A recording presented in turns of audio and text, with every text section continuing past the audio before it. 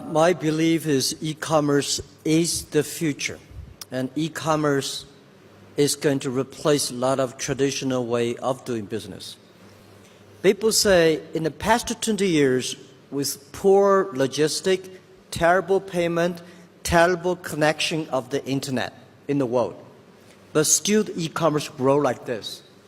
For our platform, last year, our sales on our platform is more than 750 billion US dollars GMV sales.